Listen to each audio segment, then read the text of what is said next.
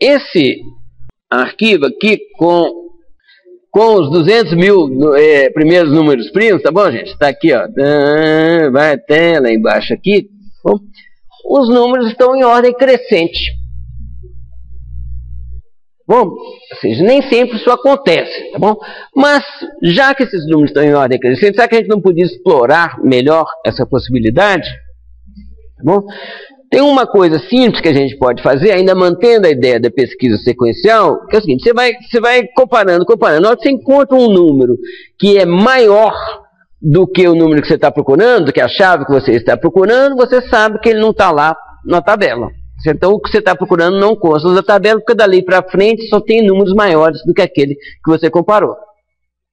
Bom, mas tem uma forma mais inteligente ainda de explorar o fato da ordenação da tabela, que é fazer mais ou menos como a gente procura uma palavra num dicionário. Você abre o dicionário, se a palavra que você procura for menor lexicograficamente, tá certo? Que é aquela palavra que está na página que você abriu, ela está do lado esquerdo do dicionário. Se ela for maior, está do lado direito. Senão ela pode estar até naquela página que você abriu mesmo. Tá bom? Então, a pesquisa binária é assim: se você compara a chave com o elemento do meio da tabela. Você não começa do primeiro, você começa com o do meio. Pode ser que você encontre, deu sorte, né? Tem lá 200 mil números, se você da primeira, você encontrou, ele estava bem no meio. Tá? Isso acontece raramente, né? Mas, a partir dessa pergunta, certo, que você fez lá, fala assim, é menor, a chave é menor que esse elemento do meio? Se for menor, o que significa? A parte direita da tabela, com números maiores, pode ser desprezada. A chave não se encontra lá. Se ela constar da tabela, ela estará na metade com os números menores. Tá bom? Se ao contrário, se a chave sua for maior que o elemento do meio, se ela for maior, ela só pode estar na parte direita da tabela. Tá bom? Se estiver, está na parte direita da tabela. Ok? Então, é assim, ó. A gente está procurando aqui nessa tabela por 71, que vocês estão vendo que está aqui. Bom, eu comparo com o elemento na posição do meio. Bom, 58. Tá? 71 é maior que 58, não é? Então, o 71, se estiver na tabela, ele está nessa parte aqui, ó, na parte de baixo, que é essa parte que sobrou aqui. Tá bom? Então agora o que eu faço? Eu repito, eu reaplico o algoritmo na parte que sobrou da tabela, na parte relevante da tabela, para essa chave. Bom? Então aqui, reaplico o algoritmo aqui, comparo com o do meio. O do meio tem o valor 74. 74 é maior do que 71, não é? Então, 71, se estiver, está na parte de cima da tabela, que é essa que sobrou aqui. Bom, eu comparo com o elemento do meio mais ou menos, tá bom, gente? Isso aqui você tem que por causa de divisão, né? Então, 68, 71 é maior, não é? Então, eu fico só com essa parte da tabela aqui. Aqui eu comparo com 71 e encontrei o número que eu estava procurando. Agora vamos procurar aqui por 37, que por inspeção visual aqui, vocês veem que não consta da tabela. 37 é menor do que 58, não é? Então, só pode, se o 37 estiver aqui presente aqui nessa tabela, ele estará nessa parte aqui. Eu comparo com 35. 37 é maior, então ele só pode estar aqui nessa parte. Eu comparo com 46, 37 é menor. Então ele só pode estar na parte de cima. A parte de cima é esse tracinho aqui, gente, ou seja, não tem nenhum elemento. O que significa? O 37 não consta da tabela. Gente, isso aqui é um exemplo claro de recursividade. Certo? Você tem um problema desse tamanho que você passa para o menor, se o tamanho for 0 é o ponto de parada. Tá bom? Então, olha aqui, gente, como é que é um algoritmo de pesquisa binária. Chave, tabela e dois índices aqui. Tá bom? A parte relevante da tabela que eu estou olhando agora está entre o índice low e o índice high. Bom, a primeira vez que eu chamo, do programa principal, eu chamo a pesquisa binária, eu chamo com 1 e N. Tá bom? Ou seja, a parte relevante é a tabela inteira. Depois, ela mesma se chama. Entendeu? Ou de um jeito ou de outro aqui. Vamos ver aqui com detalhes aqui. Se a parte alta for menor que a parte baixa, gente, está errado, tá bom? Nossa tabela está vazia, o negócio está cruzado. Tá? Os índices estão cruzados. Se a tabela é vazia, a chave não está lá. Tá bom? Se não está lá, eu retorno menos 1. Bom, então, olha aqui, gente. Então, aqui, ó. A tabela é vazia, retorno menos 1. A tabela não é vazia. Eu calculo o índice do ponto intermediário. Tá bom? Que é a média, é a parte inteira, tá bom? De log mais high sobre 2. Então, o ponto médio aqui dos dois extremos, tá bom? Se eu tiver encontrado, eu já devolvo P igual a M. Tá bom? Se a chave for igual ao table bem na M. Se não, o que acontece? Se a chave for menor que table M, você tem que procurar na parte esquerda da tabela. Tá bom? Que é a parte que vai de low até M-1. Entenderam aqui? M é o ponto intermediário, tá bom? Low é a parte de baixo. O M não é. Então, eu vou repetir a minha pesquisa na parte que está na parte de baixo da tabela, entre low e M-1. Se não, eu vou fazer entre M mais 1 e high. Tá bom? Gente, vocês vejam aqui como que isso aqui é um exemplo muito melhor que aqueles outros que eu tinha dado de recursividade. Tá? Isso aqui é claro que tem tudo a ver com o algoritmo. O algoritmo de pesquisa binária, ele se mapeia perfeitamente em recursividade.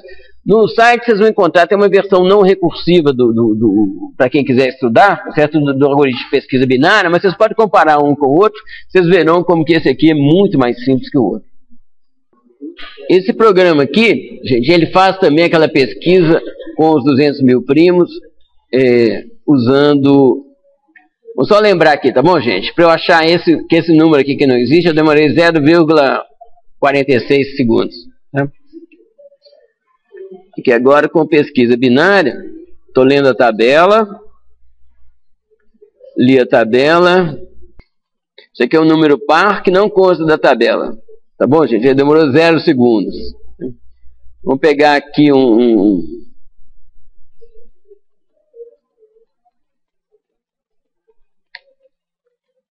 Tá bom, gente? Ou seja, ele é tão rápido para fazer as coisas que está abaixo da precisão da função timer.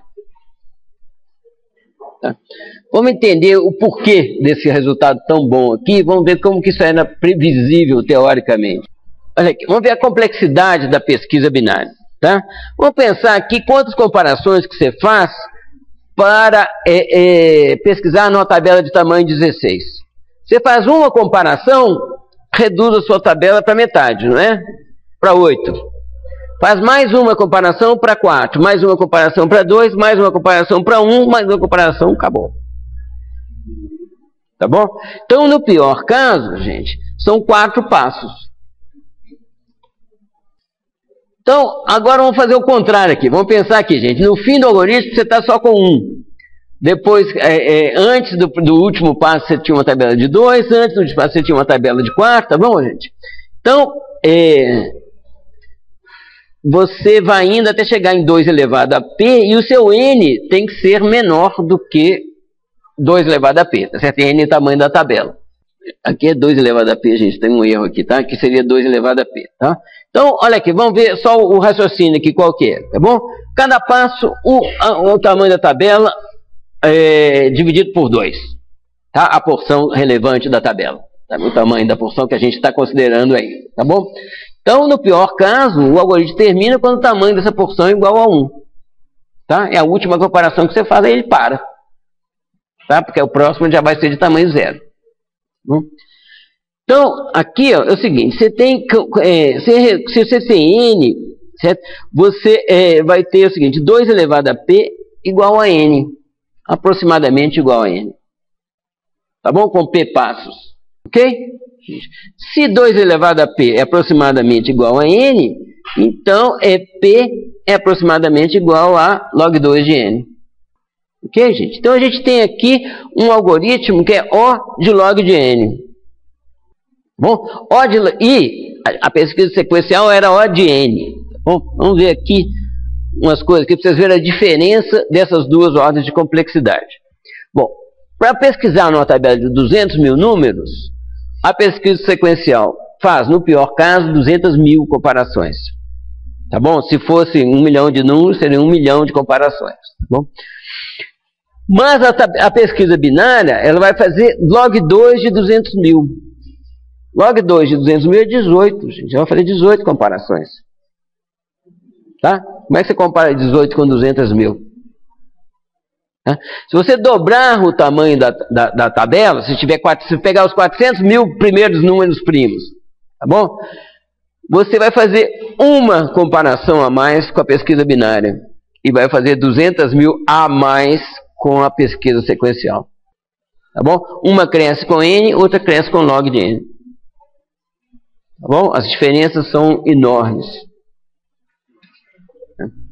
Bom, gente, então, resumindo a nossa aula aqui de hoje, tá? O que é fundamental enxergar em algoritmos? Tá bom, gente? A especificação, o fato dele ser correto e a complexidade. Tá bom?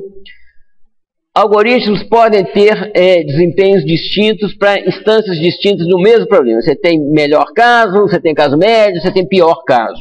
Tá bom? E a gente procura caracterizar a complexidade de um algoritmo de uma forma independente do desempenho. Tá bom? Então eu não falei aqui, olha, nunca a pesquisa binária demora, até que para esses casos aqui vocês viram que demorou tantos segundos para fazer alguma coisa. Tá bom? Mas na hora de caracterizar a complexidade da pesquisa binária, eu falo que ela é O de log de N. Se eu comprar um computador mais poderoso amanhã, continua sendo O de log de N. Tá bom? Ela vai crescer com log de N. Quando cresce a entrada, ela cresce com log de N. A pesquisa sequencial é O de N. Tá bom? A fatoração daquele jeito mais burrinho nosso é de 2 elevado a N, onde N é o número de bits. Tá bom? 2 elevado a N explode, que é uma beleza. Tá bom? Então, é isso que a gente procura fazer quando a gente diz que o algoritmo tem tal complexidade. Certo? Você caracteriza o tempo que ele vai demorar em função do tamanho da entrada, e não o tempo real que ele vai demorar num determinado computador. Bom, e como é que você progride, gente? Você encontra melhores algoritmos dando uma olhada para os seus números, que foi o que a gente fez nos dois casos aqui, na fatoração e na pesquisa. Bom, o da fatoração é propriedade genérica. Qualquer número você pode usar esse golpe de ir até a raiz. Certo? E tem outras propriedades muito mais sofisticadas de teoria de números aí que levam a algoritmos bem melhores do que esses aqui, apesar de nenhum deles ser considerado um algoritmo eficiente. Tá? Todos eles demoram anos para você quebrar uma senha, uma chave privada aí. Tá bom? No caso da pesquisa, para ser passada da pesquisa sequencial para a pesquisa binária, não é uma coisa que você pode fazer com qualquer tabela, não. Você faz só com tabelas ordenadas. Tá bom? Só aí que você consegue usar a primeira. Mas se a sua tabela está ordenada, você dá uma olhada lá e fala, opa, quem sabe eu encontro um algoritmo melhor aqui, explorando essa propriedade.